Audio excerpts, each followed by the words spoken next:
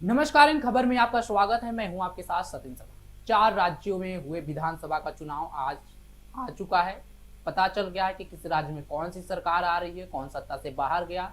ऐसे में छत्तीसगढ़ की एक ऐसी विधानसभा सीट है जो काफी चर्चा का विषय थी। वो सीट थी छत्तीसगढ़ के उप मुख्यमंत्री टीएस सिंहदेव की, जो मुख्यमंत्री का सपना देख रहे थे। चुनाव के महज 6 महीने पहले बागी तेवर दिखाए थे तो कांग्रेस ने उन्हें डिप्टी सीएम का ऑफर दिया था। डिप्टी सीएम फिर से वो बन गए थे, लेकिन वो भूपेश बघेल के खिलाफ बागी चेहरा दिखा रहे थे और मुख्यमंत्री का बनने का सपना वो देख रहे थे। लेकिन अंबिकापुर से उन्होंने चुनाव लड़ा और अंबिकापुर की अपनी सीट तक वो नहीं बचा पाए।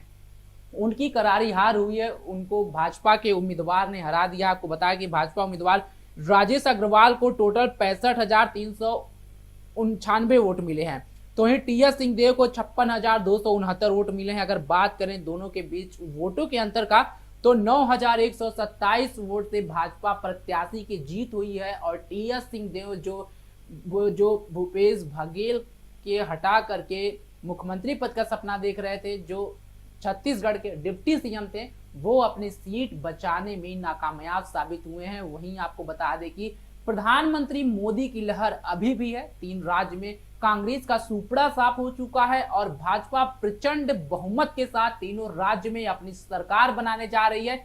50 सीट से ऊपर तक छत्तीसगढ़ में भाजपा यहां सीट जीत रही है। यहाँ पे छत्तीसगढ़ अगर विधानसभा की बात करें तो जिस तरह से चुनाव तक माहौल था, जिस तरह से एग्जिट पोल आए थे, कहीं भाजपा आस पास भटक नहीं रही थी। लेकिन आज चुनाव परिणाम आने के बाद से पूरा पलट गया, माहौल पूरा बदल गया, जज्बात पूरा बदल गया।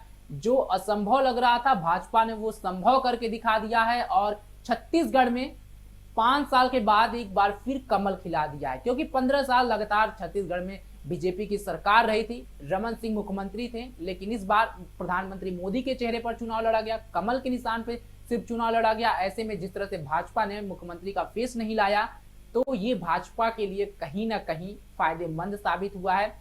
जिस तरह से प्रधानमंत्री मोदी ने आदिवासियों के लिए काम किया, क्योंकि छत्तीसगढ़ आदिवासी बहुल राज्य माना जाता है, ऐसे में आदिवासियों का वोट मोदी की तरफ गया।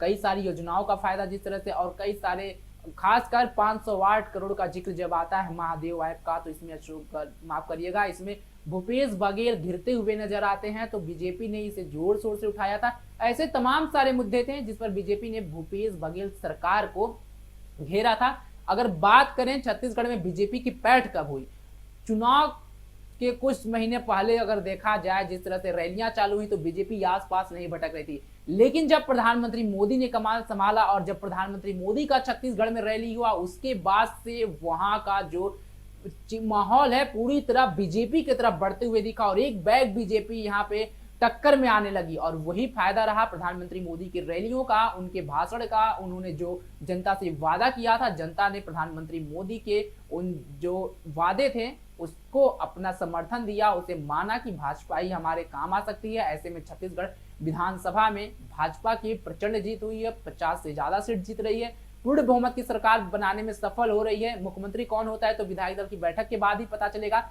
लेकिन जो यहाँ के मौजूदा डिप्टी सीएम थे वो अपनी सीट बचाने में नाकामयाब साबित हुई और टीएस सिंहदेव जो मुख्यमंत्री बनने का सपना देख रहे थे वो हार चुके हैं, उनकी पार्टी हार चुकी है। ऐसे ही तमाम विधानसभा के खबरों के लिए बने रहे हमारे साथ और देखते रहे इन खबर। धन्यवाद।